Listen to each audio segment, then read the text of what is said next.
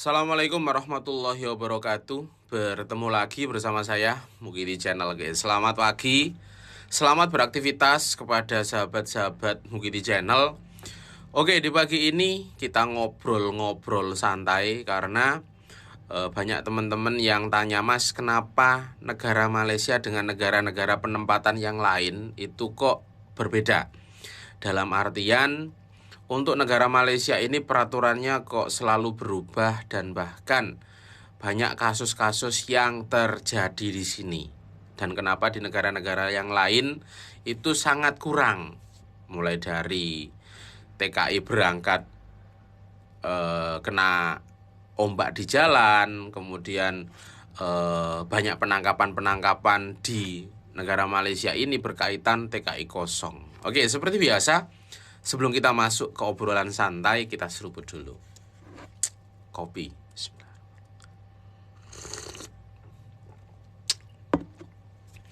Oke, kita sambung. Untuk berkaitan hal ini, pastinya tidak terlepas dari faktor geografis. Kenapa seperti itu? Karena untuk masuk ke Malaysia itu banyak jalan dan bahkan untuk pendatang asing yang ilegal itu juara satu di Malaysia dari negara-negara yang lain. Karena tadi faktor geografis dan bahkan Pati itu bisa datang ke Malaysia hanya melalui tongkang.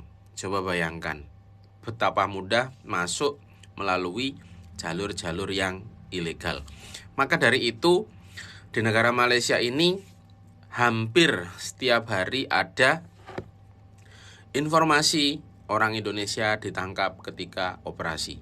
Oke.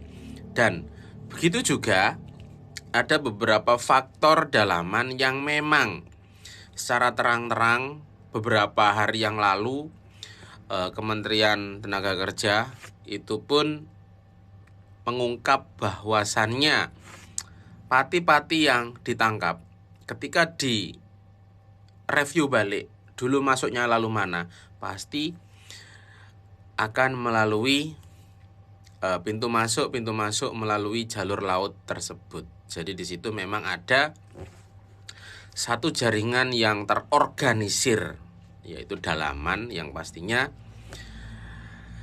kong kali kong. Nah, itu juga bisa menjadi penyebab utama. Ya, di sini pastinya akan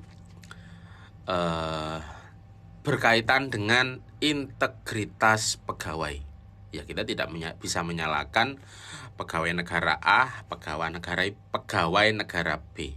Ya, pastinya di situ yang menjadi pegawai-pegawai ini berani melakukan sedemikian adalah tindakan tersebut kurang efisien, dalam artian sanksi yang nanti dikenakan itu kurang berat. Oke, itu bagian yang pertama. Dan bagian yang kedua, kenapa di negara-negara lain itu TKI-nya antang-antang aja? Ya, kalau untuk TKI yang resmi pastinya contoh di Korea ataupun di Hong Kong ataupun di Taiwan, itu kalau TKI sudah menjadi kerja secara resmi atau bekerja secara resmi untuk mengambil opsi ngeblong itu sangatlah tipis.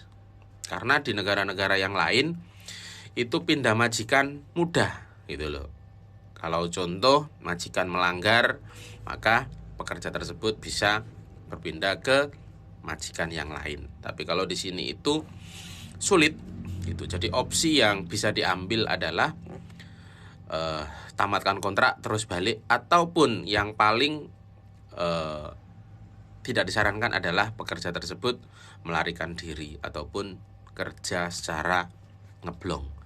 Dan yang poin ketiga, di negara-negara yang lain peraturan itu tidak berubah-ubah, tidak seperti di sini.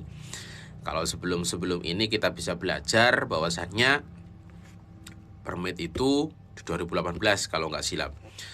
Permit itu kalau sudah sampai 10 las, tapi ada tolak ansur bisa ditambah lagi 3 tahun. Kemudian di program RTK kemarin untuk teman-teman yang blacklist tidak bisa mengikuti program pemutihan, tapi di RTK 2 untuk teman-teman yang lari majikan blacklist bisa mendapatkan permit itu.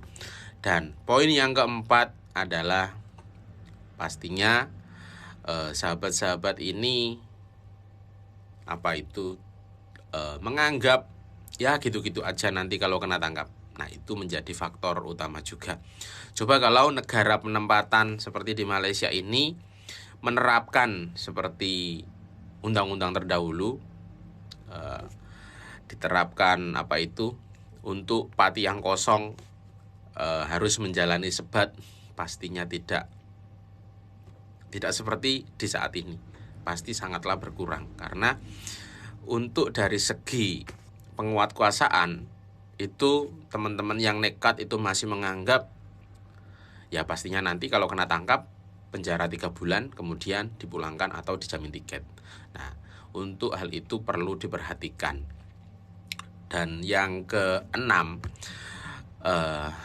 yaitu tadi faktor penguat kuasaan. Karena yang saya perhatikan juga banyak teman-teman yang kemarin 2 bulan yang lalu balik melalui kompon, sekarang sudah sampai Malaysia lagi. Yang maksudnya lalu mana? Lalu jalan-jalan yang tidak diwartakan. Nah, perlu dipahami semua ini adalah masih berkaitan penguatkuasaannya kurang bagus, dalam artian perlu ditingkatkan lagi ataupun hukuman tersebut perlu dititik beratkan. Oke, semoga bermanfaat untuk sahabat-sahabat.